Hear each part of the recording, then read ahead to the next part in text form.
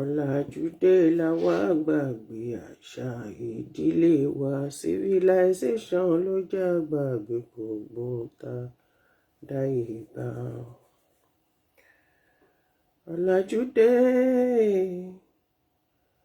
Ọ̀làjúdé la wá gbàgbé àṣà ìdílé wa.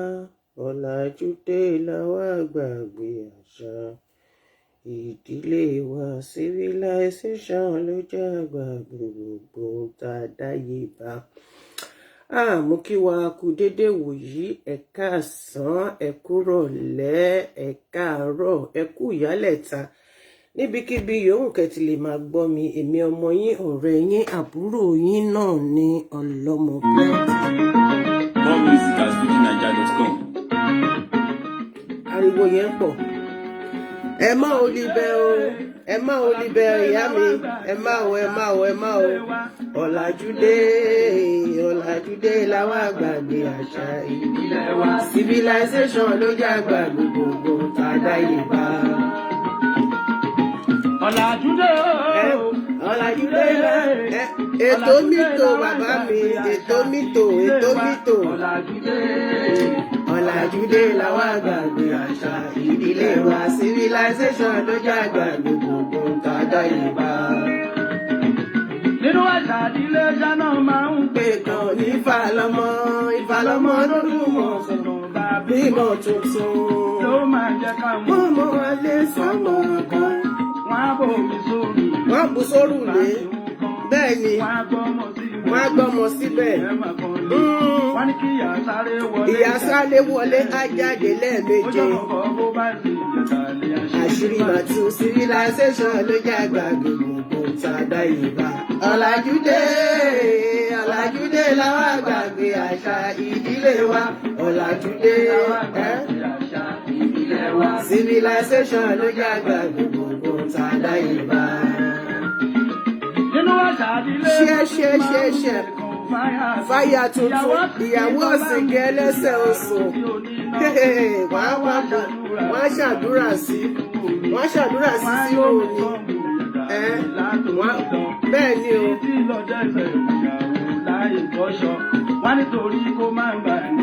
Kó má bàa níṣòro nílé ọkọ ni. Kò sí nǹkan tó burú ń bẹ̀, òyìnbó náà ní tiwọn, wọ́n máa dà ìrẹsì lòyìnbó máa dà. Àbí kọ́ máa da ohun tẹ́ ń wò tó ń ṣe wẹ́lẹ́wẹ́lẹ́ yìí. Civilization ló jẹ́ àgbà gbogbo ń ta dáyé bá. Ìyá àwórí ilé mi wà o, mo like nǹkan ìbílẹ̀ bí nǹkan mi. Being a Christian doesn't mean anything. Ọ̀làjú ṣàlàṣe, òyìnbó ló ṣe wéde. Òyìnbó ló bàjẹ́ o. Ọ̀làjú ṣàlàṣe.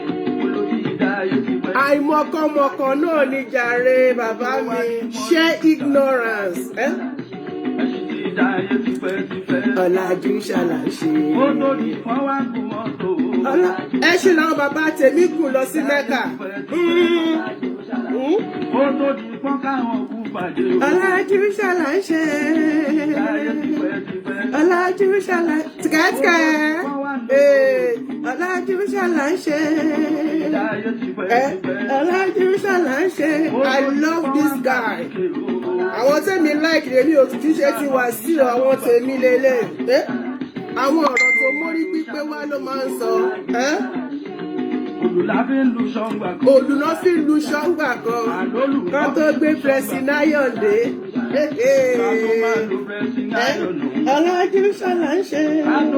Presináyọ̀dé ọ̀làjú ṣàlàṣe. Ògùṣọ ni àwọn ọbẹ̀ yẹn máa ń ta sọ́sọ́ yàtọ̀. Bọ̀ngúdù ni ẹmọ kan tó ń pè ní náà gúdù iṣẹ́ àsùn, ọbẹ̀ ẹ̀ máa gbóná ní lálálá. Gòkè pọ́ọ̀tù tó bá ti sọ̀kalẹ̀ ọbẹ̀ títútù. Òṣùpá náà fi ń kájọ́ gbà kan. Kàlẹ́ndà ni o. òṣùpá náà fi ń kájọ ń gbà kan. Ọ̀làjú ṣàlàṣe. Gbogbo tí wọ́n gbé kàlẹ́ndà dé. Ọ̀làjú ṣàlàṣe. Náà fi ń ka wákàtí. Òrùn náà fi ń ka wákàtí. Ó ti lọ báyìí. Ó ti lọ báyìí. Wọ́n ní ìlà oòrùn, ìwọ̀ oòrùn, gúúsù àtàríwá. Ọ̀làjú ṣàlàṣe. Àdìrẹ aṣọ òkè láti. Aṣọ àdìrẹ tó dáa. Ìlú òyìnbó làwọn ni mo yẹ kó sí kakí o. Òtútù mú bàjẹ́. Ẹ rí pé mo tún dé mórí. Designer àwọn aṣọ àlòkù. Wọ́n fàṣà wọn sílẹ̀ rí. Kágbáṣà náà lárugẹ. Ọ̀làjú ṣàlàṣe. Kágbáṣà náà. Ẹ̀jẹ̀ agbáṣà wọn lárugẹ, aṣọ òkè tó sán. Adé ti alárugẹ. Ọ̀làjúdé làwọn àgbàgbé àṣà ìdílé wa. Ọ̀làjúdé làwọn àgbàgbé àṣà ìdílé wa. Civilization ló jẹ́ àgbàgbé gbogbo. More music as Fuji Naija. Ṣe more music as Fuji Naija. Ṣé mọ̀ pé oníkálùkù ló ní àwọn tiẹ̀, àwọn tèmi lélẹ́yìí, àwọn tèmi ọmọ tó máa ń kọrin tó mọ́gbọ́n wá. Kò sí orin tó máa kọ báyìí ẹ máa rí ọ̀rọ̀ kan mú bẹ́ẹ̀ ni, kì í ṣe àwọn tó máa wíjọ́, tó máa rojọ́ kùlà. Ẹlòmíì tí ẹ ń kọ tiẹ̀ tá àti ẹ̀ gbọ́ nǹkan tó ń sọ. Bẹ́ẹ̀ dẹ̀ ni àwọn bọ̀dá wa àwọn bàbá oníbàǹtẹ̀ wọ́n ní orin wọn tó ṣẹ̀ ń gbòde tó jẹ́ pé ó ti sin everybody ní wí sí Nàìjíríà sí tí wọ́n mọ̀ wípé ọ̀fọ̀ ni wọ́n ń palẹ̀ wọn lórí. Àwọn èèyàn dẹ̀ ti sọ́dọ̀ orin àánú ọ̀pọ̀ ènìyàn ṣe mí. Orin yẹn ni kí lórin yẹn o, tẹ bá fẹ́ tèmi náà lẹ fẹ́ àbí báwo ni orin yẹn ṣe tiwa lẹ ń fẹ́. Àwọn orin burúkú bẹ́ẹ̀ yẹn kò mí máa ń rántí ẹ̀jà rẹ̀. Babalá ògèdè babalá ọ̀fọ̀ ni Wàsíù ló ń palẹ̀ yín lórí pé tòun lẹ gbọ́dọ̀ máa gbọ́, tòun lẹ gbọ́dọ̀ máa gbà. Orin wọn ló gbọ́dọ̀ máa dùn létí yín, ohun nìkan lẹ gbọ́dọ̀ máa gbọ́. Ẹni fẹ́ tiwa Ọlọ́run á fẹ́ ti. Àbáwo ló ṣe kọrin yẹn, ta ló mọ orin yẹn, ta ló ẹ kàn fún mi ní láì kan ayé mi. Ẹ máa yọ́nú sí wọn, kọ́ máa yọ́nú sí wọn. Ògèdè ló ń palẹ̀ yín lórí.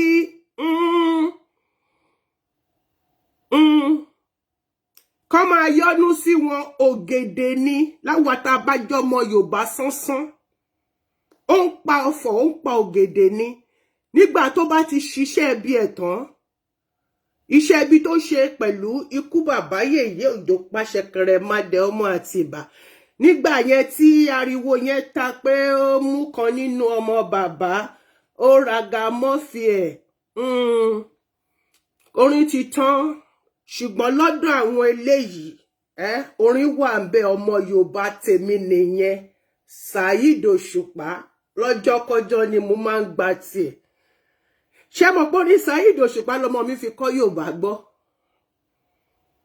Orin ẹ̀ ló fi kọ́ Yorùbá gbọ́ lọ́mọ ọdún 2 nígbà tí mo kọ́kọ́ gbé wá sí Nàìjíríà. Orin Saheed Òṣùpá òun ló fi kọ́ Yorùbá gbọ́. Òun ló fi mọ àwọn ìjìnlẹ̀ Yorùbá. Ó wá ń sọ pé kí ni ìtumọ̀ ọ̀rọ̀ yẹn. Nǹkan tó dẹ̀ sọ yẹn ó dẹ̀ make sense o. It's very nice. I like the man. I like the song. Some people, when they are talking, I don't understand. Sí Saheed Òṣùpá, pàtó bá gbé orin jáde, tẹ́ bá jókòó sí díẹ̀, tẹ́ bá gbọ́, tẹ́ bá farabalẹ̀ gbọ́, ẹ mọ̀ pọ̀rọ̀ ló ń sọ. Yàtọ̀ sáwọn tó ń fi ògèdè, tó ń pa ògèdè fún yín. Ẹlòmíì tí ò bá tí gbọ́ orin Wàsíù bá yára wọn ò bá. I don't hate him, but I don't like him as a person. I don't like his spirit. His spirit doesn't go well with me. Nínú gbogbo àwọn olórin, his spirit doesn't go well with me at all. I don't know why. Ó yọ lọ́hùn.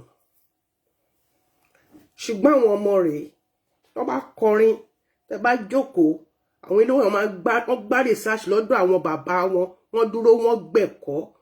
Á dẹ̀ máa fi sọ̀rọ̀ ni. Tó bá pa òwe fún ẹgbà míì báyìí wá fẹ́ ńlárí mọ́gi. Tó wé yẹn bá jẹ́ tiẹ̀, wá lọ tún wà yẹn ṣe ni kíákíá. Àwọn ọmọ rẹ̀, ikú ò ní pa fún mi. Èèyàn mi pàtàkì. àwọn tèmi ni lẹ́yìn Bàùsátì ọ̀run re Síkírù Àyìndé àwọn tọ́mọ yìí ènìyàn nìyẹn nígbà tí Barrister wà láyé bílọ́níà ìbá dúró síwájú kí bílọ́níà kó máa bọ̀ báyìí kọ́mọ kékeré máa bọ̀ tó kó tẹ́tẹ́ náírà 4 dání alẹ́ ìjọ ẹ jẹ́ kó fún ìyá òun yìí ní ẹ̀yẹ tiwọn náà a wá fa ọmọ yẹn mọ́ra Bàùsátì ọ̀run re a wá kí ọmọ yẹn inú ọmọ yẹn á dùn lẹ́yìn ìgbà tọ́mọ yẹn bá náwó yẹn fún tán òun náà tún wá ṣe kíni á tún wá náwó fọ́mọ yẹn padà a wá ṣàdúrà fún bíi ti Wàsíù kọ́ Wàsíù àdúró báyìí a máa fi ẹ́ ṣe orin kan náà ni the same rhythm ní gbogbo orin ẹ̀ látòkè délẹ̀ kó lọ fọ́ dànù ẹ káàsán ẹ káàárọ̀ ẹ kúrọ̀lẹ́ ẹ kú ìyálẹ̀ta níbikíbi yòówù kẹ́tì máa gbọ́ bí èmi ọmọ yín ọ̀rẹ́ yín àbúrò yín náà ni Ọmọ́tadé ṣe Ẹfúnṣayọ̀ tí gbogbo yín tẹ́ mọ̀ tó bá ti di nǹkan Yorùbá báyìí náà ni máa ń lorúkọ ìbílẹ̀ mi Ọmọ́tadé ṣe Ẹfúnṣayọ̀ Ọbátúlá tí gbogbo wa mọ̀ sí Ọlọ́mọ plenty ẹnì kankan nínú wa àní dínkù mi ní fojú sunkún ẹnìkan kò dẹ̀ ní fojú sunkún èmi náà gbogbo wa la máa jọ gbó la máa jọ tọ́ kí ni nǹkan tí mo mú wá fún wa lónìí mo gbọ́ prógrámù kan láti bí oṣù kan àbọ̀ sẹ́yìn ni mo ti sọ pé àbí oṣù that was in December December ni mo ti gbọ́ prógrámù yẹn ní orí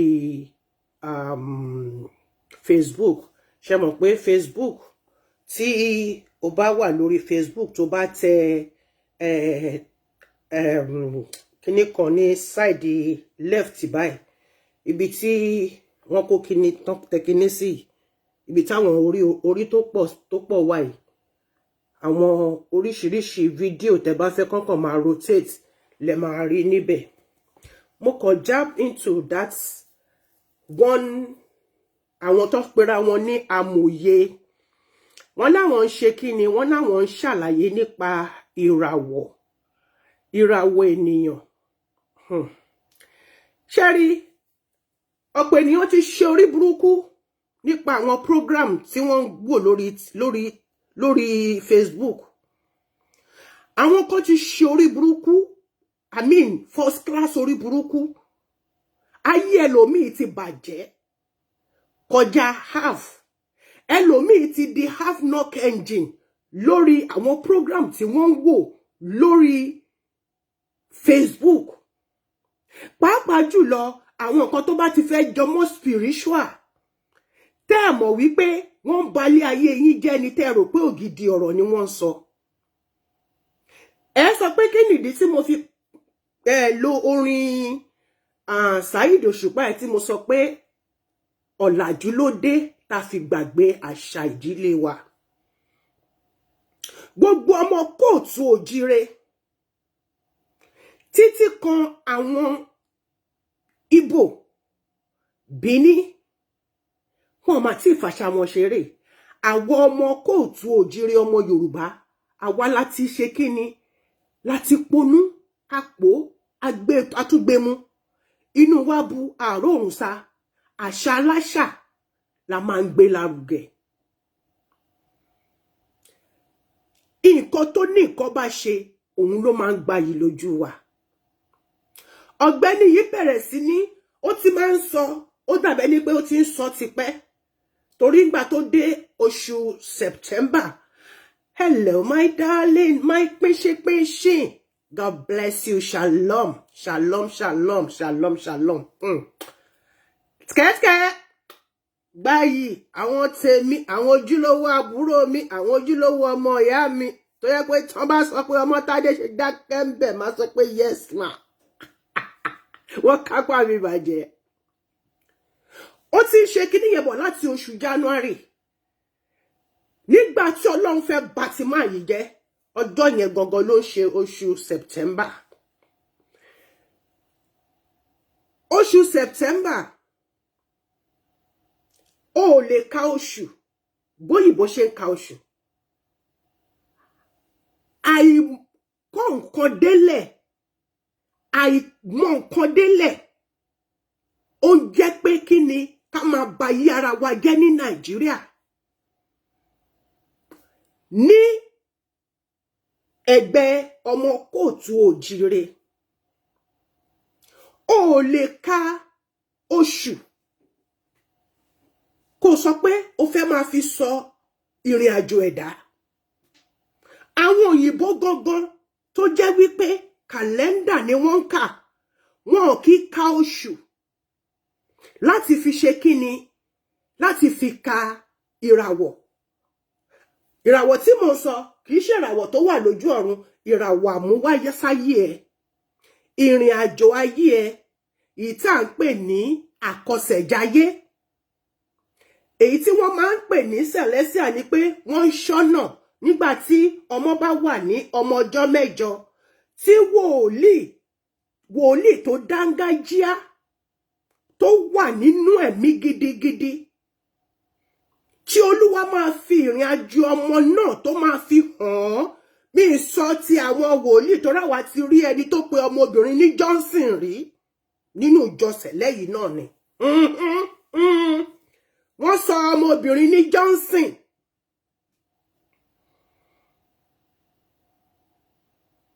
Wọ́n ní kí ló sọ, ó ní Johnson. Pẹlẹbẹ ló dẹ̀ wà nídìí ọmọ tó dẹ̀ gbé dání, obìnrin dẹ̀ ni. Tí wọ́n bá gbé ọmọ lé wòlíì tó jẹ́ tó dángájíá, tó jẹ́ pé ẹ̀mí Ọlọ́run alààyè ló wà lára ẹ̀, á gbèrè lọ sínú ìrìn àjò ọmọ tó gbé dání. Màlẹ́kà ọmọ yẹn á dẹ̀ máa sọ fún. Lẹ́yìn ìgbà tí wọ́n bá ti gbé bàsíà, omi àti ìmọ́lẹ̀, ṣúgà, oyin, iyọ̀ síwájú ẹ̀, a sì máa wá sọ̀rọ̀ nípa àwọn nǹkan èlò tá a fi ń sọmọ lórúkọ. Ìyẹn ó lè jẹ́ pé nígbà tí Olúwa bá fún mi ní orí ọ̀fẹ́ láti tún wá sọ, ẹ mọ̀ pé mi ò kì í dédé jáde wá láti wá sọ nǹkan tó bá ti jọ mọ́ nǹkan ẹ̀mí, àfi tí ẹ̀mí bá gbé mi dìde. Ó ti lé lóṣù kan tí kinní ti wà lọ́wọ́ mi, ṣùgbọ́n mò ń sùn lọ́wọ́ náà ní kí n dìde kí n wá sọ. Mo láti kọ́kọ́ mú láti lọ máa mẹ́sẹ̀jì àwọn èèyàn pé wá gbọ́ nǹkan tí mo fẹ́ sọ. Èní ní ọjọ́ 19 oṣù kìíní ọdún 2022 tá wà yìí, aago ọ̀sán la wà ní àdúgbò tèmi bí. Mo kí gbogbo wa tiyitiye, mo kí wa tẹ̀yẹtẹ̀yẹ. Ẹ bá mi fẹ̀yìntì kẹ́ máa gbọ́rọ̀ náà bọ̀. Ẹ bá mi bomi sínú kọ́ọ̀pù. Kájọ máa gbé sọ̀kalẹ̀. Nígbà tí wòlíì tó sọ pé òun wòlíì Ọlọ́run tó sọ ọmọ ní Johnson, ọmọbìnrin,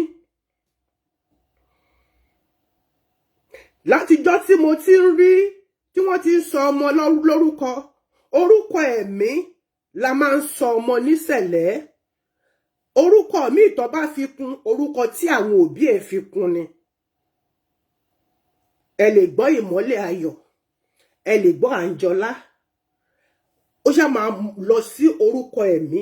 Ọmọ mi á dẹ̀ wá sọ wípé orúkọ yẹn gangan ni wọ́n gbọ́dọ̀ máa fi pé òun. Gbogbo ẹni orúkọ tó bá kù, wọn gbọ́dọ̀ sọ. Màlẹ́kà yẹn máa sọ fún màlẹ́kà tó gbé ọmọ dání wípé orúkọ yìí ni wọ́n gbọ́dọ̀ tẹ̀ mọ́ lára, wọn gbọ́dọ̀ yí orúkọ ẹ̀ padà níbikíbi tó bá lọ. Bẹ́ẹ̀ náà ni àkọsẹ̀jayé, báwọn bàbá wa ṣe ń ṣe ní ìjímìjí. Àkọsẹ̀jayé ọmọ tí wọ́n gbé wá á sọ fún wọn irú ìràwọ̀ tó mú wá. Ìràwọ̀ omi ni, ti afẹ́fẹ́ ni, yanrìn ni, eléyìí ni, tọ̀hún ni. Nǹkan tó gbọ́dọ̀ jẹ, nǹkan tí kò gbọ́dọ̀ jẹ, ọ̀rọ̀ tí wọ́n gbọ́dọ̀ bá fi ṣeré. Tó bá yẹ pé ẹni tó wá pẹ̀lú àṣẹ lórí ahọ́n, tó bá fi èpè ṣeré, ó ti ṣe fúnra ẹ̀.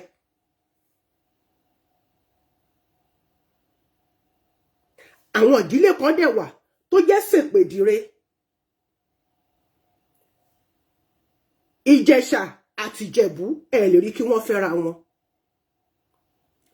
Wọ́n ń fẹ́ra wọn tẹ́lẹ̀tẹ́lẹ̀, ṣùgbọ́n nígbà tó jẹ́ pé Ìjẹ̀ṣà àwọn máa ń fi èpè Ṣèpèdire ni wọ́n.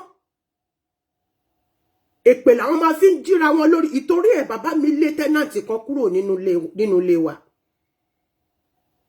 Nígbà tó bá ń gbọ́ kànàkànà lá, mi gbọ́dọ̀ sọ̀rọ̀ nǹkan bẹ́ẹ̀ yẹn nínú ibi tí mo wà yìí. Kíní kan láà ṣí ọ́, kíní kan láà ṣí ọ́. Oníkálùkù ló mọ màlẹ́kà tó ń bá gbénu lé. À ń jọ́rìn àmórí olówó. Ìtorí ẹ̀ ni mo ṣe máa ń sọ pé tó bá fẹ́ ṣẹ́ ìpè sí mi, ìwọ̀nba tó bá lè tó bá mọ̀ pé ìdílé ẹ lè gbé ni kó ṣe, otherwise àwọn ọ̀run ẹ tó ń bọ̀ lẹ́yìn wá bá ìtókù ń bẹ̀. Torí mi ò ní bẹ́ẹ̀ fèpè ṣeré. Torí mi ìmọ̀rìn àjò ẹ, mi ìmọ̀ àkọsẹ̀jáyé ẹ. Òyìnbó tó ń ka ìràwọ̀, ó ní bí wọ́n ṣe ń kà á. Nígbà tó máa sọ, ó láwọn ọmọ September, ó ní wọ́n láhun, ó ní wọ́n máa ń ṣèké, olófòófó ni wọ́n, inú wọn dí, inú wọn le, tó bá táwọn bá fọwọ́ kankan kò kí lọ déédéé. Mo ṣépè yẹn padà fún ni straight lórí kinní yẹn. Ẹ mọ ní tẹ́ ní náà. Mo tẹ̀ padà síbẹ̀ fún ni. Àwọn kan ti sọ pé àbájọ boyfriend kan ní boyfriend òun, nǹkan tóun ṣe fi sílẹ̀ nìyẹn, àwọn ni. Báyẹn láti máa sọ pé ọmọ September ó ní ojú kòkòrò débi wípé gbogbo nǹkan tí ènìyàn bá ti ní sàkání ẹ̀ ló máa ń fẹ́ kó jẹ́ tòun. Mo gbọ́nú program yẹn lọ bá wọn ni pé kó shut the fuck up.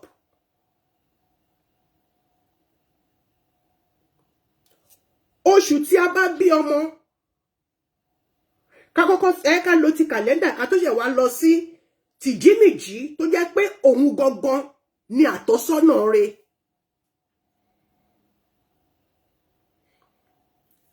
Lẹ́yìn prógrámù yìí, kí Olúwa Ọlọ́run Elédùmarè kó fún mi ní oore ọ̀fẹ́ kí n padà wá lọ́la, àbí kí n tún padà wá in few hours time, kí n wá sọ ti àwọn nǹkan tí wọ́n fi ń sọ ọmọ lórúkọ,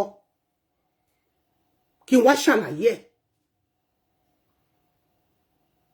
O ò lè sọ wípé ọmọ Kootu-Ojire ó fẹ́ ka ìràwọ̀ ọmọ ẹ̀ nítorí oṣù tí wọ́n bí.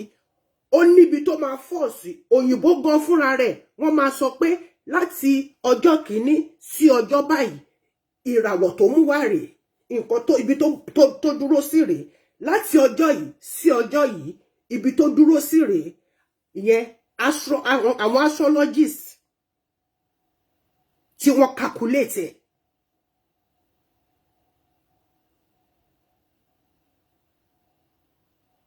Ṣùgbọ́n kí wọ́n máa wá sọ pé gbogbo ọmọ September ní bákan. Mo wá sọ fáwọn tó ti comment jọ síbẹ̀, mo ní you are all fools. Mo ní this man is fooling you. Mo ṣe bí bóyá bàbá yẹn máa pè mí ní kí lè fún ní tẹ́lẹ̀dá ẹ̀. Mo ṣe bó máa pè mí, mo fi telephone number mi síbẹ̀, mo ní kó pè mí. Mo ní I challenge you to one-on-one on Facebook. Ó dẹ̀ ń sọ ẹnu ẹ̀ dẹ̀ ń dán mọ́ránmọ́rán. Ẹ̀yin tẹ́ máa ń gbéyàn wá sórí péjì yín láti jẹ́ pé kó máa wá ṣe program ńbẹ̀. Ẹ rọra. Nítorí kíni? Àti jẹ́ lọ pé lùmí ń bá káàkiri. Ibi àti jẹ́ ìyẹ́dẹ̀ ti ba ayé èèyàn jẹ́. Ẹni yìí lọ kà nínú ìwé, ṣùgbọ́n dajì ìwé ló kà. Ó lọ kà á nítolóyìnbó, ṣùgbọ́n dajì ẹ̀ ló kà. Máa gbé jáde fún yín. Pé mi ò kìí ṣe nǹkan tèmi láàbò.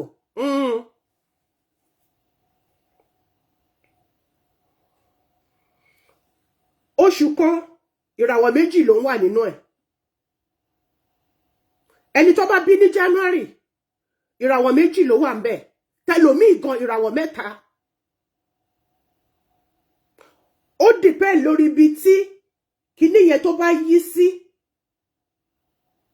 ibẹ̀ ló fi máa mọ bí tó fọ́ sí ọmọ September ìràwọ̀ méjì ni Libra wà nínú September bẹ́ẹ̀ náà ló dẹ̀ tó fọ́ sínú August èyí tó kù nínú August ló wọ̀ dájì nínú September Libra èyí tó kù September ó fọ́ sí Virgo ìwọ wá gbogbo ọmọ September ó ní wọn kì í gbélé ọkọ wọn kì í níyàwó wọn máa ń ṣe kinní kan wọn máa ń ṣe kinní kan owó ò kì í dúró lọ́wọ́ òun ò kì í rí bá ti ṣe òun ò kì í rọ́nà gbégbà ilé ayé máa ń difficult fóun nítorí Ọlọ́run àwọn kan dẹ̀ jókòó síbẹ̀ wọ́n dẹ̀ tún wá ń béèrè pé kí bàbá yẹn kó fún àwọn ní telephone number kó lè sọ nǹkan táwọn máa ṣe fún wọn ẹ̀yin tẹ́ ń wo program lórí Facebook how can you be so gullible bẹ́ẹ̀ náà nìkan ló dákẹ́tẹ̀ sórí nìyẹn ló ń pè hallelujah náà ẹ máa fún un lówó dátà ẹ̀yin tí ó wà nínú ẹ̀mí ó wà nínú ẹ̀mí orí òkè ló sọ pé òun wà mi ì mọ orí òkè tó wà tó ti mọ iye èèyàn tó wà lórí YouTube channel ẹ̀ tó mẹni tó àbí wà náà ṣe sọ tó subscribe tó YouTube channel ẹ̀ mo rẹ́rìn mò ń gbókìtì ni bẹ́ẹ̀mi ṣe wà I don't need a lot of people on my page torí mi ò tiẹ̀ like comment kó máa fò torí àwọn wọ̀nyẹn àwọn táyé wọn ti bàjẹ́ ni wọ́n wá síbẹ̀ láti wá dá wàhálà lẹ́nu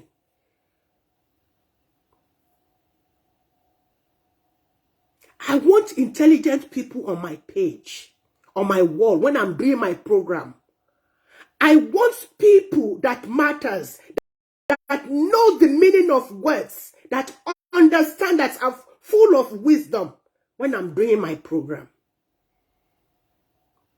anytime I'm doing my program I know how many people always watch with me. Tí bá parí ẹ̀tàn ìgbà mi máa rí 300 àjọṣe program yìí ṣùgbọ́n lórí ibi báyìí ẹ lè má rí jẹ́ èèyàn mẹ́rin èèyàn márùn èèyàn kan torí pé àwọn kan ti lọ jókòó ti kíní nọ́mbà mi wọ́n ti maneuver ẹ̀ wọ́n ti ṣe anyhow ìyà ló ń jẹ yín. I know how many people that watch my program. Mo ní program lórí ibi ẹ̀yẹn tí mo ní 20,000 mo ní 400,000+ people tó wà àwọn nǹkan tí mo ti ṣe síbẹ̀ and I have less than that it depends on the topic but kẹ́ wá kó èrò jọ kí ẹ̀yin tó jẹ́ pé dumb skull ọpọlọ yín ti yòrò bí alum tó jù sínú omi gbóná èèyàn sọ fún èèyàn ṣe ìpele yín lórí póun bá yín ka ìràwọ̀ yín ẹ tún béèrè àdírẹ́sì ẹ béèrè tẹlifóònù nọ́mbà ẹ kó ba lè balẹ̀ ayé yín jẹ́ tán wọ́n tún bẹ́ẹ̀ ó mà ṣe o ṣe rí bàbá tó pera wọn ní King Solomon yẹn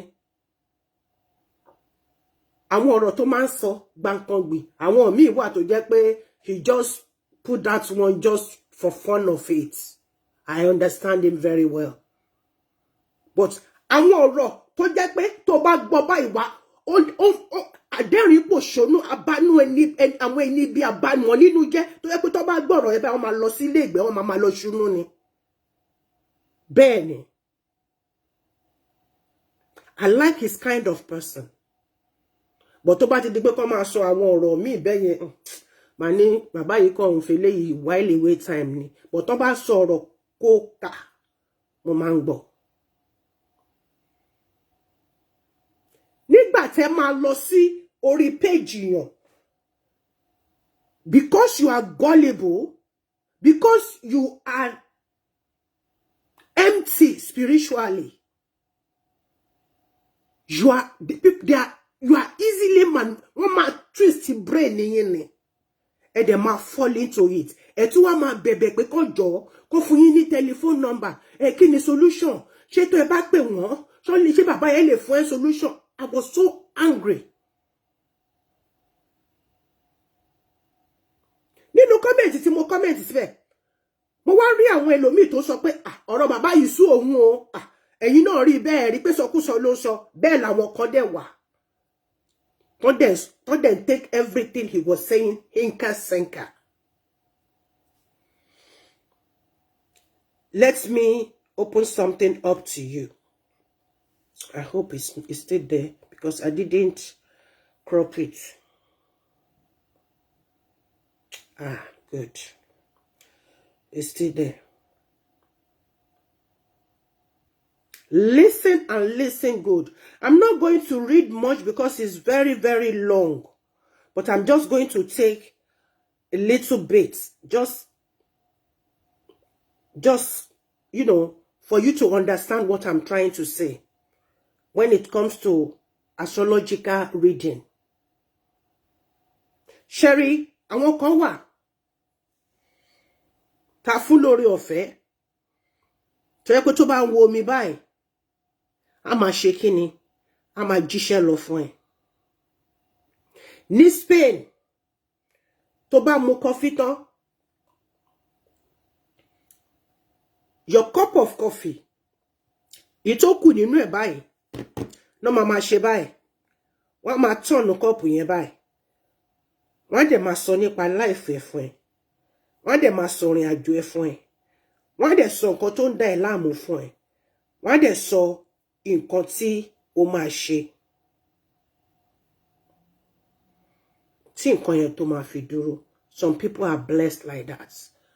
Some people wọ́n ní kó mọ́wọ́ ẹ wá àtẹ́lẹwọ́ lè mo ti bálà bí o mẹ́ni tó kọ́. Bàbá mi bàbá Ọ̀ṣọ́fà ọ̀run re wọ́n ní tẹjúmọ́ mi kó wò mí re. Impartation, he was transmitting energy of healing into your life. And at the same time, he's in with you, reading your spirit and taking away all the negative vibe, throwing it away and impart you with the positive one. You will get healed. Ẹlòmíì, a kò máa wò ẹ́ lásán báyìí. Ibi báyìí ẹ, ó ti rí gbogbo nǹkan tó fẹ́ rí. A dẹ̀ máa ṣàlàyé ẹ̀ fún ẹ. Ẹlòmíì, ó lè máa ní kó máa sọ̀rọ̀ lọ. Bẹ́tẹ̀ ẹ ṣe ń lọ bó ṣe ń bọ̀. Ibẹ̀ ló ti máa fún ẹ ní message. Bó ṣe wọn lọ́wọ́n ọba ló ṣe ń ṣọlá ẹ̀. Ẹlòmíì, ẹ nídìí pé kẹ́ gbé aláàárẹ̀ yẹn débẹ̀. Tẹ́ bá mú aṣọ ẹ̀ débẹ̀, tó bá fi gbóòórùn mú bí àwọn ajá ṣe máa ń fi aṣọ wọ́n ṣe máa ń gbóòórùn nǹkan tó fi máa ń lọ search fún ẹ tó bá gbé oògùn olóró dání. Tó bá gbóòórùn, tó bá ṣe báyìí. Tó bá gbé mì, tó bá dijú, a máa ṣàlàyé bí ẹni yẹn ṣe rí. Nǹkan tó ṣẹlẹ̀ sí, ibi tó ń lọ, ibi tó ń bọ̀. Ẹlòmíì, ìmọ́lẹ̀ bíi ti ṣẹlẹ̀ tó bá ti ṣàdúrà sí mọ́lẹ̀ tó ti bèrè, á gbà lọ́wọ́ ẹ̀, wòlíì yẹn lè gbà lọ́wọ́ ẹ̀ kó mú dání, á dẹ̀ máa fi jíṣẹ́ ẹ lọ fún ẹ. Oríṣiríṣi ni. Oríṣiríṣi ni ẹ̀bùn, ṣùgbọ́n gbogbo nonsense tí ẹni yẹn sọ, I was really pissed. Báwọn òyìnbó ṣe ṣàlàyé nǹkan tí bàbá yìí tó lọ kà. Tó kà ní halfway, tó wá gbé fáwọn nànàmú, àwọn dumb skulls. Táwọn náà dẹ̀ take a hinka senka. Listen. Based on birthday, the Western astrology defines 12 zodiac signs each representing a particular period of birth. Okay, I'm on a different line.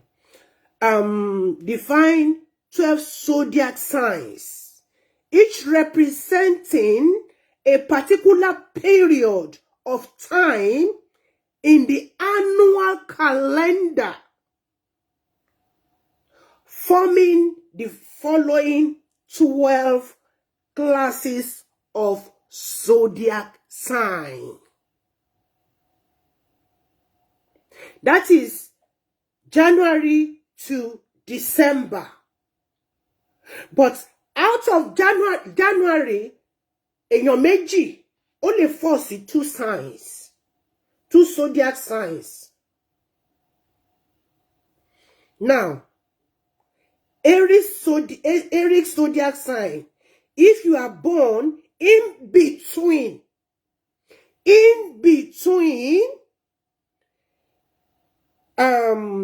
date from March 21st to April 28th, then you are an Aries.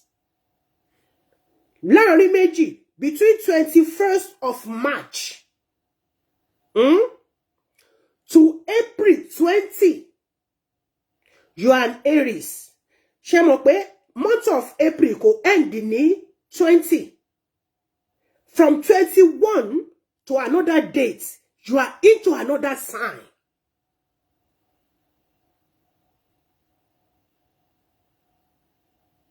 It works for some people, and it doesn't work for some people. It depends on your spiritual elevation. Ẹlòmíì máa hide gan. Ẹlòmíì máa hide, ó máa hide gan. Irú èmi yìí ní ọjọ́ tí one of my patients tó wá sí ọ̀dọ̀ mi, tó wá fún consultation. Tó ní, mommy, I saw you today. So you've been following me everywhere I go. I saw you, you climbing through the roof, and your eyes were on me, following me. I said, you have a very good heart for you to have seen me.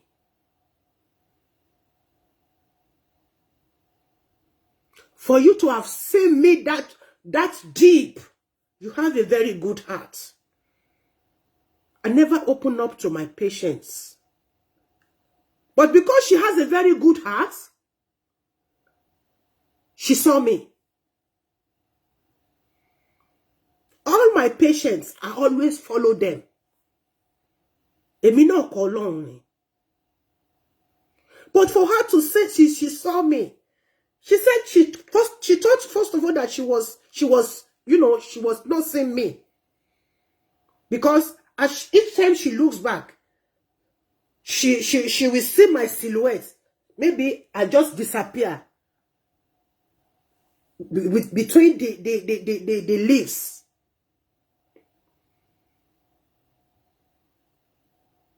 But because she too, she's very, very spiritual. She prays like mad. She prays like anything. I'm even the one encouraging her that, listen, what you don't know who you are. Just allow yourself, and then you will know. She said, oh, mommy, sometimes when I see this, I'm not going to help you to tell anybody whatever you see. God knows you, and he knows the reason why he sent you a message to that particular person. Don't send me to go and help you tell somebody what the Lord is telling you, or what the dream or the vision. I said, for you to have seen me, that means you have a very pure heart towards me. She was still here last weekend. There's no time that she comes here without doing shopping.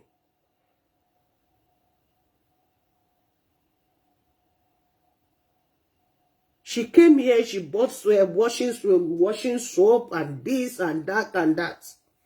Anytime she comes here, she doesn't want to go home.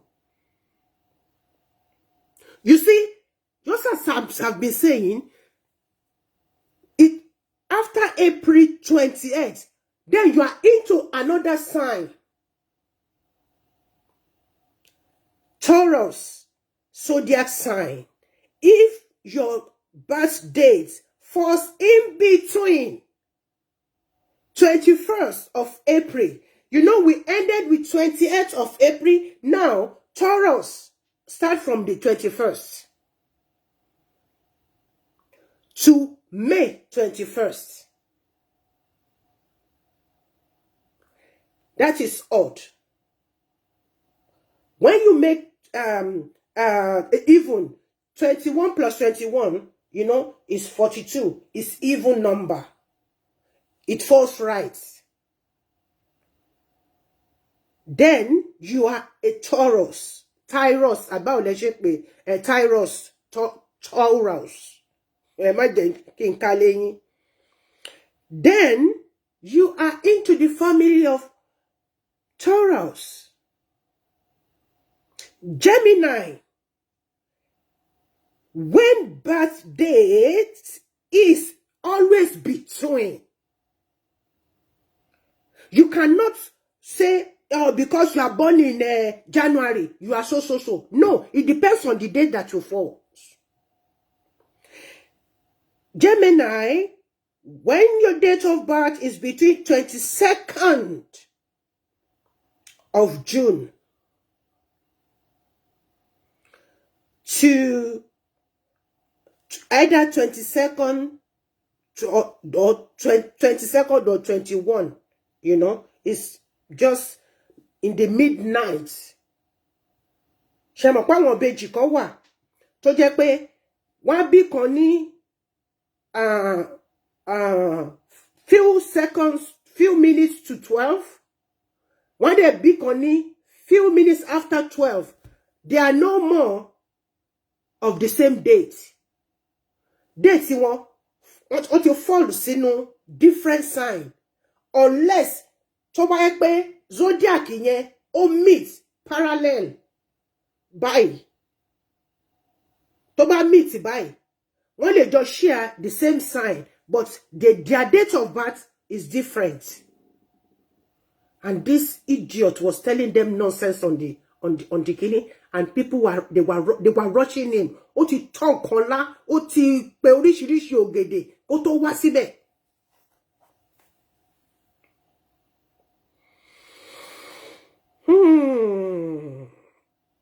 Cancer, I love that. I love that Cancer. People born between June 22nd to July 22. They are Cancerians. It's always 2, 2, 2, 2, some 3. Leo. If your date of birth is between, it's always between.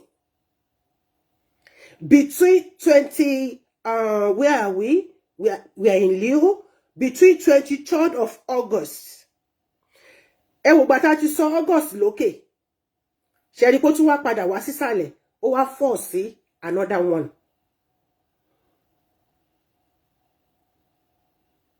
That is how the zodiac read their signs. It works for some people. It doesn't work for some people.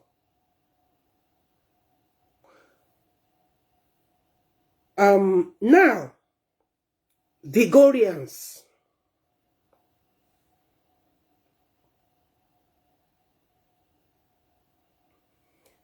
The sign of Vigorians. If you are born between August 22nd and September 23rd, you fall into Vigorian. You are a Vigorian.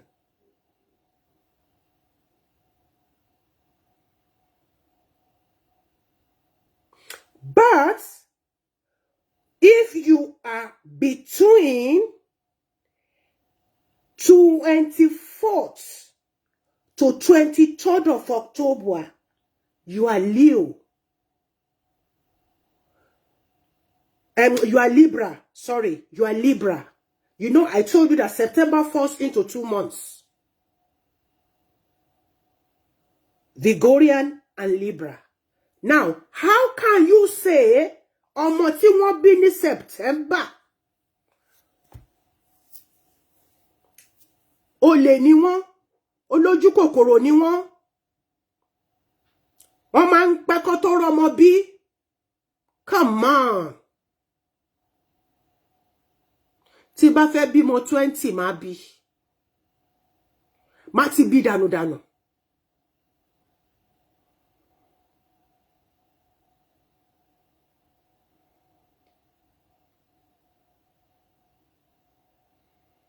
Èyí tó bá jọkùnrin nínú wọn, ẹ̀mí ẹ̀ lè gùn. Èyí tó bá jẹ́ obìnrin nínú wọn, ẹ̀mí ẹ̀ lè kúrú. You can imagine.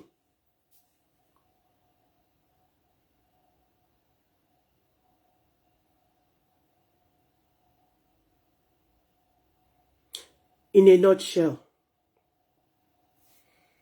if you want to follow Zodiac, be very, very careful. It might work for you.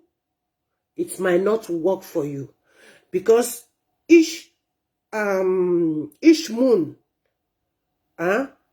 it has its own definition. Only sọ pé lẹ́ni o, kò má jáde o, nǹkan báyìí ló máa pàdé o, kíní kan, òyìnbó ló ń lò yẹn. It works for some, it doesn't work for some. It works for òyìnbó, it may not work for dúdú. Kọjọ bí yín lọ́jọ́ kan náà, kẹjọ jẹ́ the same sign, ó lè má work fún ẹ. Nǹkan tó work fẹ́ nìyẹn lè má work fún ẹ. It's not because you are evil. It's because Akosejaye tí ẹ yàtọ̀.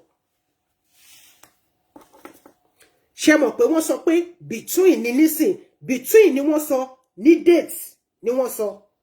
Wọ́n sọ ọmọ tí wọ́n bí nírọ̀lẹ́. Wọ́n sọ ọmọ tí wọ́n jí bí ní àárọ̀ kùtùkùtù. Wọ́n dẹ̀ sọ ọmọ tí wọ́n bí ní ọ̀sán gọ̀rẹ́gọ̀rẹ́. Ṣùgbọ́n tá bá lọ ṣe ní ti ìjímìjí Akosejaye tí wọ́n bá bímọ tán, tí wọ́n máa gbé àwọn bàbá, tí wọ́n máa yẹ̀wò.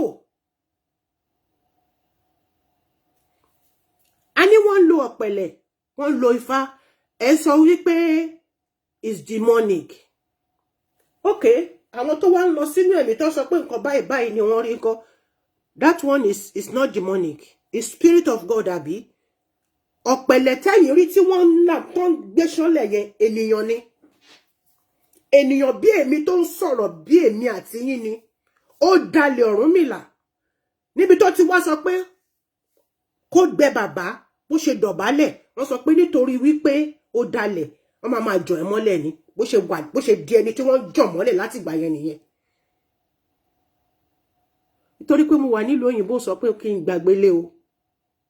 Òun ni mo yẹ sọ fún everybody pé I'm a Christian by choice, not by birth, and not by force.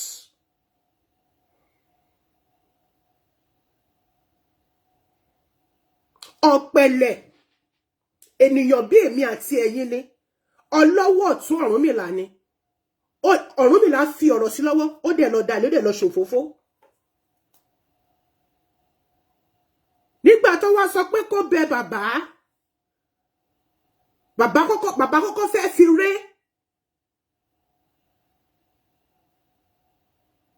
Wọ́n fẹ́ fi ré kó gégùn fún, kó rìn dànù. Ṣùgbọ́n gbà tí àwọn àgbàlagbà àtàwọn ọmọ awo tó kù tí wọ́n bẹ bàbá pé bàbá olówó ọ̀tún yín ni, ọmọdé kì í mẹ́kọ́ jẹ kó má ra lọ́wọ́, ẹ má bínú, ẹ dáríjì, ẹ tiẹ̀ fún ní punishment. Báwo náà ṣe ń ṣe pé punishment ní Yorùbá? Ẹ má jẹ́ kí n sọ Yorùbá kọ́ máa lọ kí ló ẹ má lọ sọ Yorùbá gba ìgbárùn. Pé ẹ ṣe kí ná ti máa ń pe punishment yóò bá kẹ́ ẹ sọ fún mi. Ó ní bàbá bá gbójú sókè.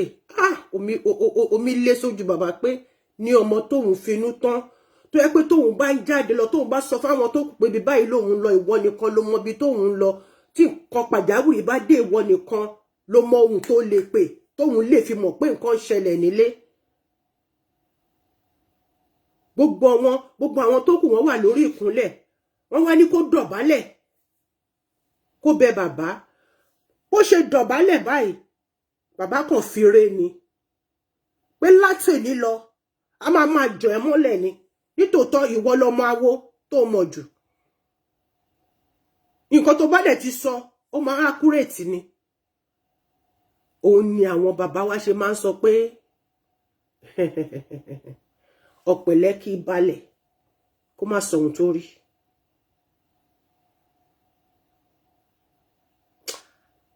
Ọmọ Yorùbá tó kàn kì ní mi ò ẹjọ́ ẹ gbàgbé ẹ̀ mo ń kàwé lójoojúmọ́ ni gbogbo ohun tá à ń sọnù yìí ohun rẹ̀ ni. Ṣé mọ̀ wípé àwọn òyìnbó wọ́n ti lọ ṣe ọ̀pẹ̀lẹ̀ oní gold. I've ordered for it just for you to know how far they are going. They want to take over everything tí wọ́n sọ pé kò dá tá lò. Wọ́n ti kọ́kọ́ ṣe kan wọ́n ṣe lóní kọ̀mpútà wọ́n fi ń tẹ̀ tó fi ń tẹ ifá wọ́n fi ń dífá. Wọ́n ti wá lọ ṣe ọ̀pẹ̀lẹ̀ oní gold. Tó bá dé I will bring it out for you to see. Mo curious gan o, especially tó bá jẹ́ pé nǹkan ìbílẹ̀ ẹ jẹ́ ká padà sídìí nǹkan wa. Oúnjẹ tó sọ pé kò dáa níjọ́sí tán ló ń jẹ oúnjẹ ẹbọ ni. Òyìnbó mà ti ń jẹ oúnjẹ ẹbọ ń sìn yìí wọ́n máa ń jẹ wọ́n máa ń pọnnu là. Òyìnbó máa ń dá obì á sọ fún ẹ tó bì bá yàn tó bì ò bá yàn. Òyìnbó máa mọ bí wọ́n ṣe mú ìgbín ó mọ orúkọ tí wọ́n ń pe ìgbín nígbà tó bá mu tó bá dà sílẹ̀ ó máa mọ ohun tó wí.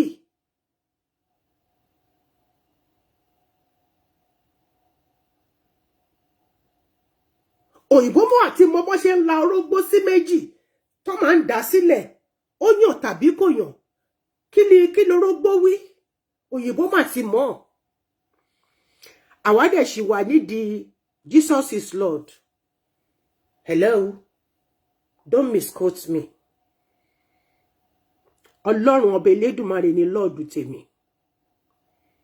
and it's between me and God. Tí n bá dé church yẹn tí mo bá sọ pé mo fẹ́ wá bẹ́ẹ̀ ṣe ẹ̀sìn tó bá ní bọ́ọ̀tà máa gbọ́n bàtà mi máa rìn síwájú àìmọye ṣọ́ọ̀ṣì lójú títì. Níjọ́ tí bá dé mọ́ṣáláṣí ní ìlú ìjọ tẹ̀mí mi títí tó bá gùn mí mo ń lọ ṣàṣàlátù bẹ́ẹ̀ ni torí iṣẹ́ tí mò ń ṣe tó bá yẹ pé mú mi nílẹ̀ ẹni tó wá máa dà níyàn máa yan náfìlà Ọlọ́run ọ̀nà wo ni kí n gbé gbà. Pẹ̀lú bí mi ò ṣe mọ Quran tó pẹ̀lú bí mi ò ṣe mọ inú àtẹ̀dọ̀ àti fún mi ò sọ́kì Quran o àwọn àbúrò mi ẹ̀gbọ́n sọ́kì Quran wọ́n kà wọ́n ṣe gbogbo àwọn grandchildren gbogbo wọn ni wọ́n mọ Quran ṣùgbọ́n wọn bá tí mo mọ̀ ablution mi gan ó mọ̀ ju tẹ̀yin tẹ̀ ń pera yín ní alájí àtàlájà lọ. Ẹ jẹ́ ká padà forget about all this religious madness tó jẹ́ pé òun ló sọ Nàìjíríà di kòròfo. Ẹ wo iye church tó wà ní Nàìjíríà ẹ wo bí ìlú ṣe kàn bóbó. Àwọn non-entity kan group of idiots wọ́n kóra wọn jọ wọ́n ṣe chain wọ́n náwọn ń ṣe prayer.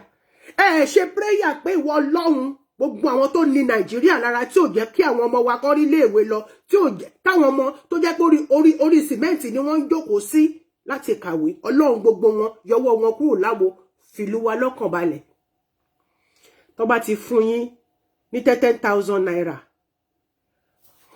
Tinubu ha recharge card ó ní 200 naira ìyá 5 million ló máa jẹ yín wọ́n dẹ̀ sọ fún yín pé ẹ gbọ́dọ̀ fi dìbò ní o wọ́n tún fèpèlé fún yín tó bá gba recharge card tó bá dìbò fún Tinubu báyìí kàsà báyìí káwòdì àánú yín ṣe mí ẹ rò pé ti rí free kíní one pastor jáde Tinubu ṣe kíní kan Tinubu ṣe kíní kan mo gbé story ẹ̀ bọ̀ ó kó dúró làgbẹ̀dẹ òpó kọ́tà kí ló dé tí kò lè padà lọ sílùú bàbẹ́ ọmọ Tádé ṣe à ń bọ̀ lórí story.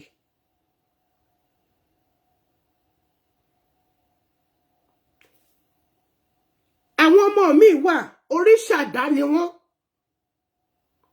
oríṣàdá ni wọ́n oríṣàdá kì í ṣe òrìṣà oríṣàdá bẹ́ẹ̀ ni òrìṣàdá oríṣàdá Ọlọ́run dédé ṣàwọn Ọlọ́run dédé mú wọn ẹyọ kan lẹ lè rí nínú fámílì àbí ní gbogbo fámílì gan ẹdí ẹ lè má ríru wọn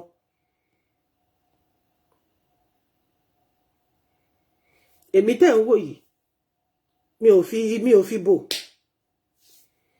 mo ti kú lẹ́ẹ̀mẹrin rí tí mo dẹ̀ ti jí mo dẹ̀ dúpẹ́ lọ́dọ̀ Ọlọ́run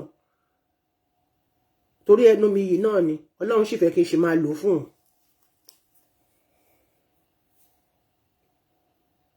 ẹ̀mẹrin ọ̀tọ̀ọ̀tọ̀ ni mo ti ní out of body experience òun wúra mi nílẹ̀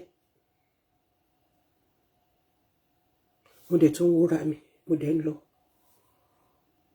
ṣùgbọ́n torí pé mo ṣì níṣẹ́ tí mo fẹ́ ṣe Olúwa dá mi padà sínú àgọ́ ara mi ó mú mi lọ rí gbogbo àwọn ẹ rí pé mo like àwọn kinní wọ̀nyí mo ti rí wọn rí tẹ́ bá rí wọn for real ẹ ní fẹ́ kúrò láàrin wọn àwọn cherubims ṣe wá rí àwọn màlẹ́kà ẹ lè wò wọ́n o àwọn cherubims lẹ lè rí o tó bẹ́ẹ̀ láti wojú màlẹ́kà ṣó fẹ́ gbọ́rùn sókè wo ni àbó fẹ́ gàbà àkàbà lọ wò àbúrò kó máa kúrú wá bẹ́ẹ̀ sálẹ̀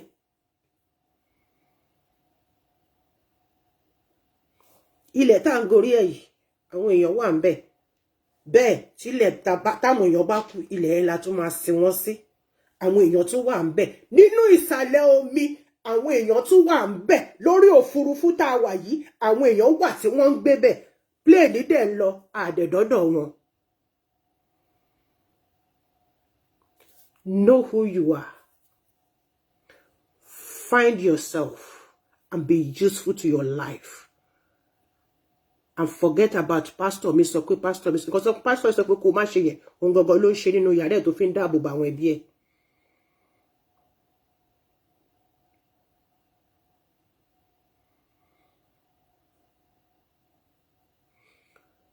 Coronavirus tú àṣírí lóríṣiríṣi.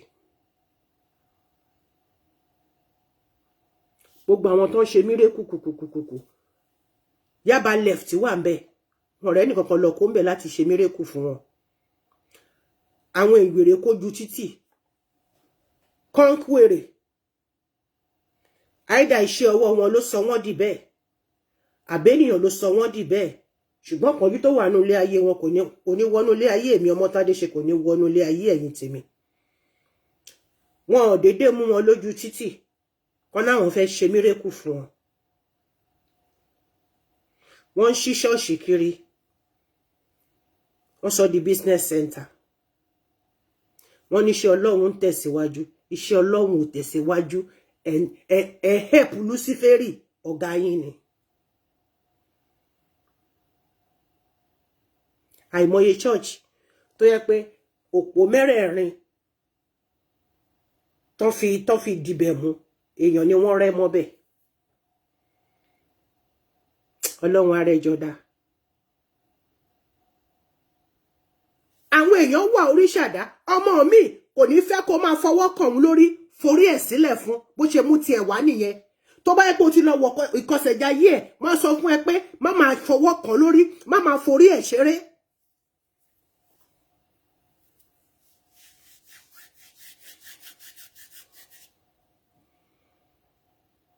ọmọ mi ò lè dédé mú sísọ́ọ̀sì àbí kó gbé lọ sílé bábà kó lọ dédé lọ gẹrun ẹ̀ níjọ́ tó bá dédé lọ gẹrun ẹ̀ ìjọ́ ẹni wàhálà máa ti wọnú ilé ayé ẹ̀.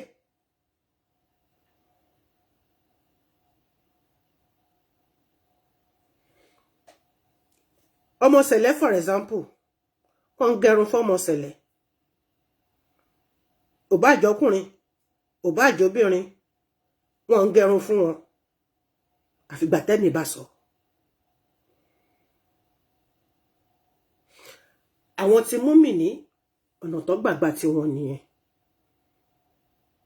pé ọmọ gbọ́dọ̀ gẹrun àbáwásáyé ṣùgbọ́n irun yẹn àwọn àfáà tó dángájíá ẹ jẹ́ kí n ṣàlàyé ẹ̀ fún yín àwọn àfáà tó dángájíá tí wọ́n mọ ìfun àti ẹ̀dọ̀ Al-Qur'an Karim tó dẹ̀ ní ìmọ̀ tó péye irun yẹn tí wọ́n bá fa tán ó níbi tí wọ́n lọ máa tọ́jú ẹ̀ sí ó ní ohun tí wọ́n máa fi ṣe kì í ṣe pé wọ́n máa dédé kó wọ́n máa dà sínú ilé èmi tí mo pa nírọ́ fún yín ni ẹ lọ bèèrè lọ́wọ́ àwọn àfáà gidi pé irun tí wọ́n máa ń fá fún ọmọ lọ́jọ́ kẹjọ kó tó di pé wọ́n sọmọ lórúkọ ṣé wọ́n kàn máa ń dànù ni àbò ní nǹkan kan tí wọ́n máa fi ṣe fún ọmọ yẹn. eléyìí a sì máa mú wá nínú ètò ìsọmọ lórúkọ.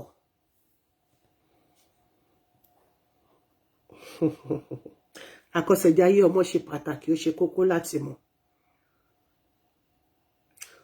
ohun tó yẹ kó jẹ ohun tí kò yẹ kó jẹ ọ̀rọ̀ tó yẹ kẹ́ ẹ kọ sọ sí ọmọ mi wọ́n ní kò gbọ́dọ̀ kúrò lórùlé ìyá àti bàbá ẹ̀ kò gbọ́dọ̀ sùn síta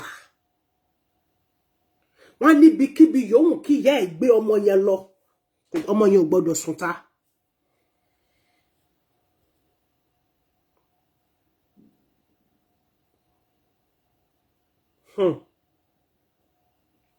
Ayé single parents nílùú òyìnbó tó yẹ pé wọ́n lo dédé fi ọwọ́ ara ẹ̀ fa wàhálà ṣùgbọ́n tó bá yẹ pé ọkùnrin yẹn ló fi ọwọ́ fa wàhálà fún ẹ ṣe rí nǹkan tí a mọ̀ ní wípé ọ̀rọ̀ ilé bàbá ọmọ is very very important ṣùgbọ́n tí ó bá yẹ pé bàbá yẹn ló ta sí àgẹ̀rẹ̀ sí ọ̀rọ̀ ilé ìdílé wọn tí kì í ṣèwọ obìnrin ajẹyẹ amúmisí níbikíbi tó bá wà a máa lé ni kò ní bá a máa lé ni kò ní bá tó bá tùjọ á tú dànù ẹ gbọ́ mi ṣùgbọ́n ẹ̀yin tẹ́ máa sọ wípé ẹ fi ṣe fàájì ẹ fi ń pawó you want to be a single mother tó bá fẹ́ ṣe single mother lọ ṣe insemination lọ sí spam office kò ní kan donate fún ẹ ń bẹ̀. ẹlòmíì àkàn sọ pé ó kàn he ọkùnrin kan ta ó kàn ṣe kinní kan ó ṣàkàn lóyún sá because you want to have a baby of your own tó fẹ́ kó ní bàbá. ọmọ Yorùbá ò lè ṣe torí o mọ̀ ìdílé ẹni yẹn o mọ̀ ọ̀rọ̀ ìdílé wọn gbogbo wa la lóró ìdílé.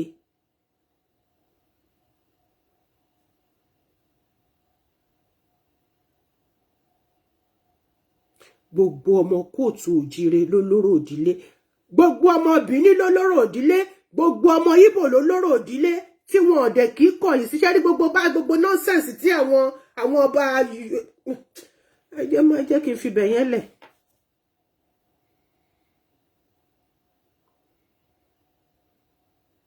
Kí lẹ ti rọ́ba Benin sí? Kí lẹ ti rí ọba Yíbò sí? Kò ní hùwà ẹ̀ ni.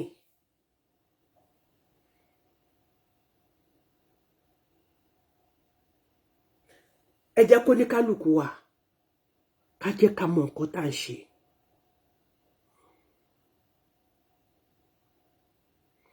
Àwa ti bálé ayé wa ti di wa àti ń ba débì kan. Ẹ má yẹ ká fi tiwa kó bá àwọn ọmọ wọ̀nyí. Ẹlòmíì wọ́n sọ pé kó ṣe nǹkan fún ọmọ ẹ̀ ní kékeré. Only because I'm now born again, it's not necessary. Blood of Jesus. Hello, Jésù gan sọ fún ẹ pé òun ò rán ẹ níṣẹ́. Bóyá lẹ mọ̀.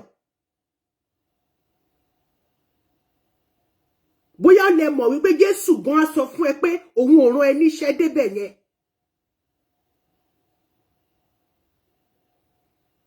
Yeah, blood of Jesus. I'm now a Christian. I'm now born again. Blood of Jesus. Blood of kinikan. Blood of kinikan. Jésù á sọ fún ẹ pé òun ò rán ẹ níṣẹ́.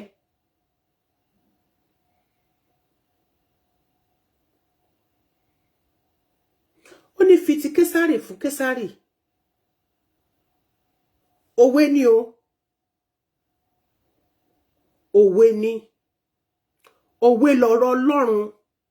Ọ̀rọ̀ Ọlọ́run dàbí òwe o. Ọ̀rọ̀ Ọlọ́run dàbí òwe o. Òwe ni gbogbo ọ̀rọ̀ Ọlọ́run pátápátá.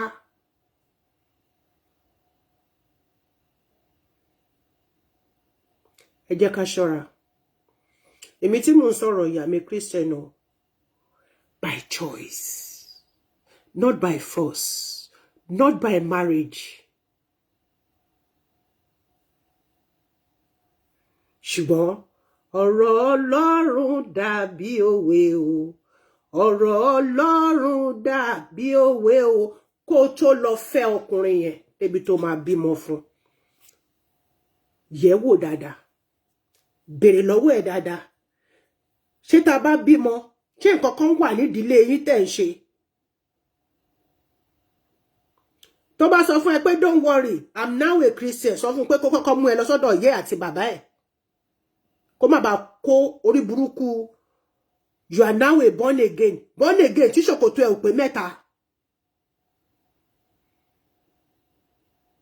Born again tó yẹ pé slippers ẹ ti lẹ̀ mọ́lẹ̀.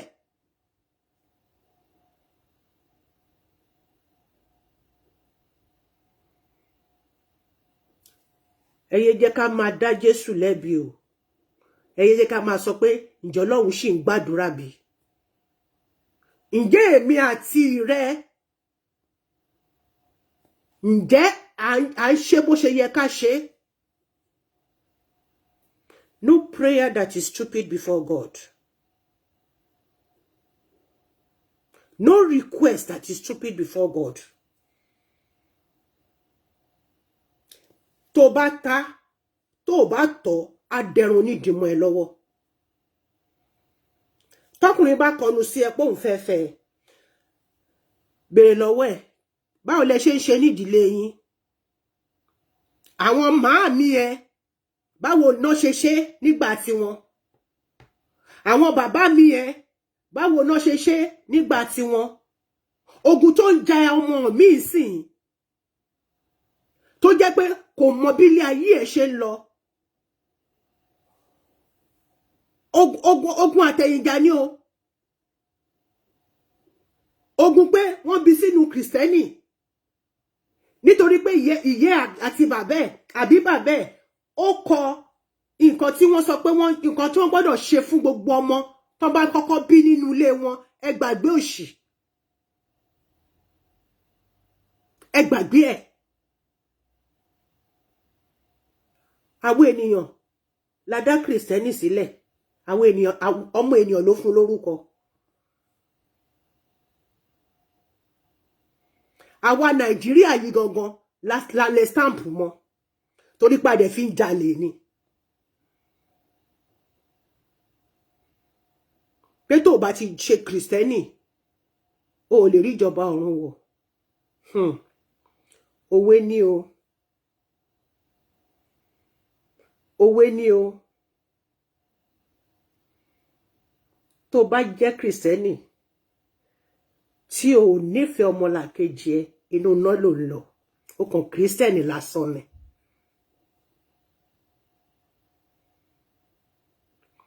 Tó bá jẹ́ Kristẹni tó yẹ pé tọmọ ọlọ́mọ ló ń bàjẹ́ lójoojúmọ́, inú iná ló ń lọ. Ò bá àwọ̀ jọmọ ṣẹlẹ̀ jù bẹ́ẹ̀ lọ. Kó jọmọ ṣẹlẹ̀ jù bẹ́ẹ̀ lọ, kí fìlà ẹ̀ kó ga láti bíbá ẹ̀ kó ga dé sánmọ̀. Kó yẹ pé gbogbo aṣọ ló wọ̀ sọ́rùn.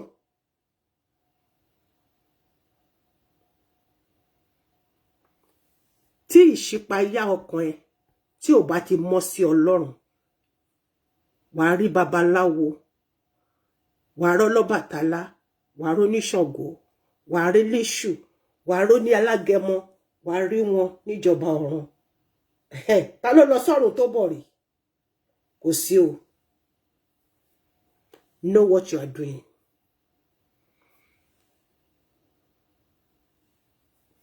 Ẹ má jẹ́ ká fi tiwa. Nígbà tí mo bí firstborn mi, Nàìjíríà ni mo bí sí. Ọlọ́run tó mọ̀ bàbá mi enlarge coast ẹ̀.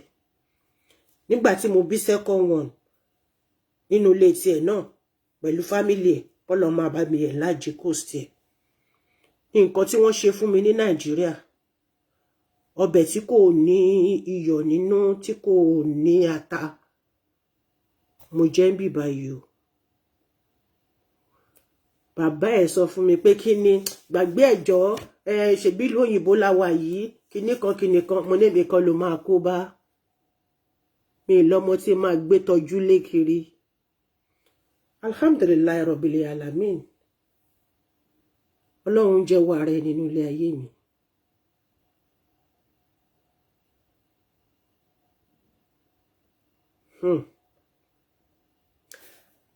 Gbogbo ọmọ Àwórì tó wà lórí kíní, ẹ mọ̀ pé èèwọ̀ ni fún ọmọ Àwórì láti jẹ ejò. My late husband á gbé ejò wá sílé tó bá lọ sí Nàìjíríà, á ti yan wọ́n, á ti gé, á lẹ́ran ọ̀gbẹ́ni. It affected me.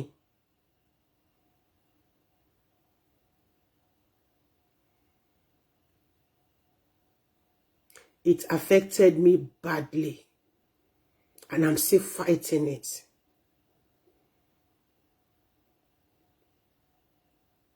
Ó ti kú nísìnyí o. Ṣùgbọ́n ohun tí mo ti bàjẹ́ nínú àwo kan náà, Àwórì ò dẹ̀ ń jejò. Á dẹ̀ sọ fún mi pé ẹran ọ̀gbẹ́ni, ó dáìkì àwọn kó máa jẹ tìǹkó, ọ̀yà kìnìkan á lẹ́ran ọ̀gbẹ́ni, á ti bá ṣe gbogbo ẹ̀, wọ́n á ti sún, wọ́n á ti yá, wọ́n á ti ṣe ní kéékèèké ní pọ́ṣọ̀. Á sọ fún mi pé ẹran ọ̀gbẹ́ni. Ọjọ́ kan ló ṣẹnu fóró. Mo ní ó dẹ̀ mọ̀ pé ìwọ ni ni. Ó dẹ̀ mọ̀ pé ìwọ ni Àwórì ò gbọdọ̀ jejò.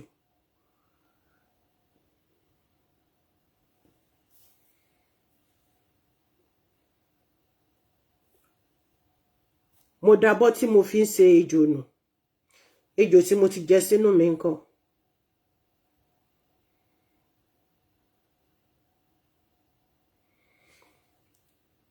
Go back home.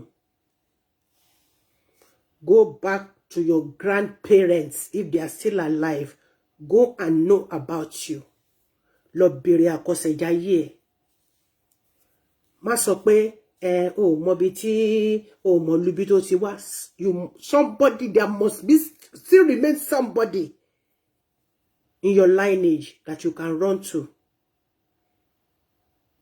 if something is disturbing you and it's not going.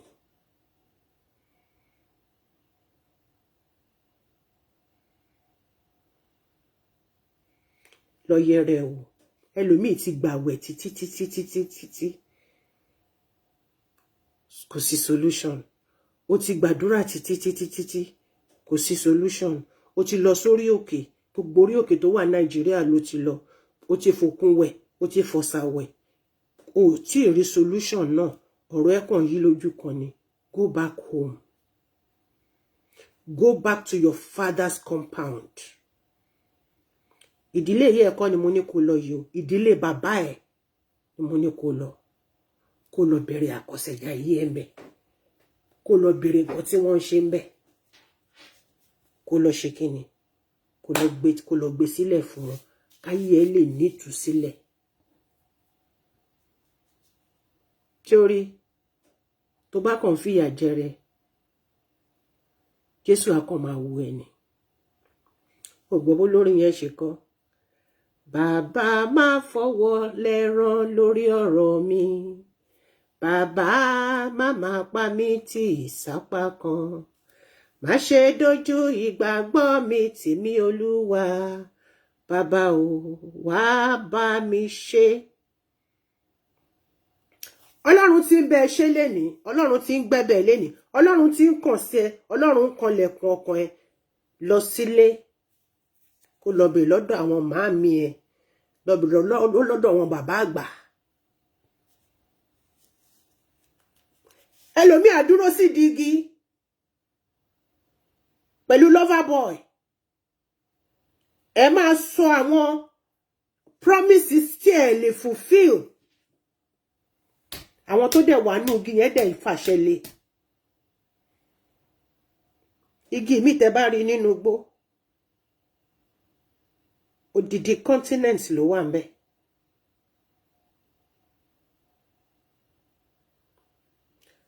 Mo ti ṣàlàyé ti kọ̀ǹkọ̀. Kọ̀ǹkọ̀ tá fi ń wẹ̀. Mi sọ ti oní nylon tó ní multimọ́là kọ̀ǹkọ̀ bílẹ̀ tá fi ń wẹ̀. Tó bá rà kó tó fi sí ara ẹ kó tó fi wẹ̀. Gbàdúrà sí k'Ọlọ́run kó yà sí mímọ́.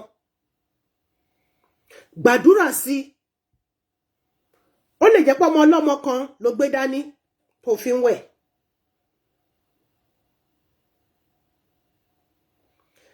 Bóyá ṣe ìbùkún náà ṣe fún ẹ náà ní kó lọ fi kọ̀ọ̀kan wẹ̀. Tó jẹ́ pé ọmọ ọlọ́mọ tó jẹ́ pé ó ń sunkún tí ìyá ẹ̀ ń wá káàkiri. Ìwọ wá bú ọṣẹ sí, ó wá fi wẹ̀, ó wá fẹ́ pé kí iṣẹ́ yẹn kó dáhùn lára ẹ kò lè dáhùn. Ẹ jẹ́ ká lọ wára wa o. Ọlọ́run á ṣàánú fún gbogbo wa. Kò jù báyìí lọ ní ọ̀sán yìí. Be careful. Má sọ pé ọmọ September ni ẹ́, ọmọ October ni ẹ́, ọmọ kìíní kan ni ẹ́, wo bí tó fọ́ sí dáadáa. Tó bá lè kà ní tolóyìnbó lọ sọ́dọ̀ wọn màámi àti bàbá mi ẹ pé kí l'Àkọsẹ̀jayé ẹ. Àárọ̀ náà bí ẹni, àbọ̀sán, àbírọ̀lẹ́, àbóru, ó ṣe pàtàkì, ó ṣe kókó. Ire o. Èmi ni tí yín ní tòótọ́ Olúwatóyìn Ọbátúlá Darling Tineke ọlọ́mọ plenty. Èmi ni mo máa wá, ẹ̀yin náà ni mo máa bá ní ayọ̀ àti àlàáfíà. Ègún àtẹ̀yìn kò ní ja èmi àti yín. Tá bá wá rí ẹnikẹ́ni tí àṣìṣe tó ń dà láàmú, èmi ti sọ tọ̀dọ̀ mi sìn. Mo ti ṣe nǹkan tó yẹ kí n ṣe sí. Ọlọ́run dẹ̀ ti ń gbàdúrà mi. Torí wọ́n rí wípé èèyàn ló fún mi jẹ, mi ìdédé bọ́ sọ́jà kí n lọ rà. Ọlọ́run ọba Elédùmarè á jẹ́ pé kéyìí tí mo sọ ní ọ̀sán yìí kó fúrúgbìn rere sínú ilé ayé mi àtẹ̀yin. Ẹ lọ tún bẹ̀ ṣe. Ṣẹ́rí, mo fẹ́ sọ kíní kékeré kan kó tó di pé mo lọ. Ọmọ babaláwo tó di born again, tó bá farawé wà kú dànù lásán ni, wà kú kú ọ̀fẹ́. Nítorí pé kí ni? Yeah, ó di born again.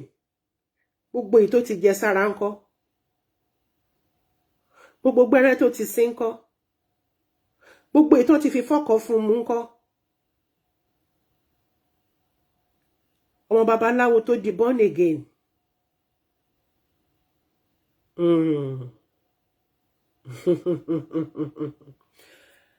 Ire o. God bless you, my darling sister in yellow. Shalom.